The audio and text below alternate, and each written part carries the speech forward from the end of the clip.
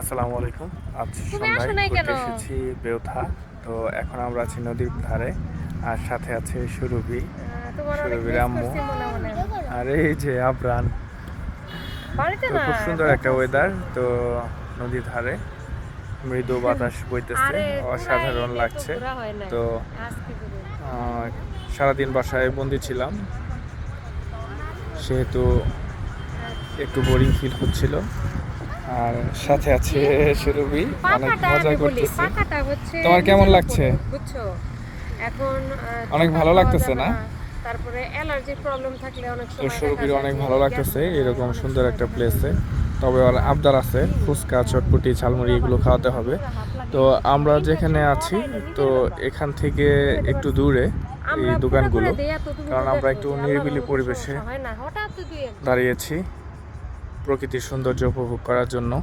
আর দেখতেই পাচ্ছেন আমরা যে ওই যে আমাদের অ্যানেস্থেসিয়া সামনেই দিয়ে নিই না, অ্যানেস্থেসিয়ার দেখা ভিতরে যাচ্ছে যে বেউথা ব্রিজ জীবাণুনাশক থাকে, এবং এর কি জন্য আল্লাহর লোকজনের রহমতে কোলাহল। ইনফেকশন হয় না আর কখনো। পাশেই আমবাগান, সেখানেও লোকজনের কোলাহল দেখা যাচ্ছে কিছুটা। আচ্ছা, আর আমাদের বিকেলটা আমরা একটু আলাদাভাবে কাটানোর জন্য পাশেই একটু দূরে আমরা একাকী আমাদের ফ্যামিলি নিয়ে সময়টা কাটাচ্ছি।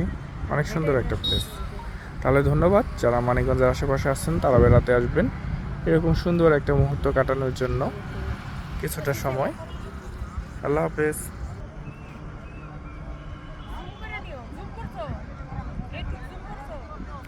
ওই ওইভাবে জুম করে ভালো লাগবে না তো, জুম করে অন্ধকারের মধ্যে না।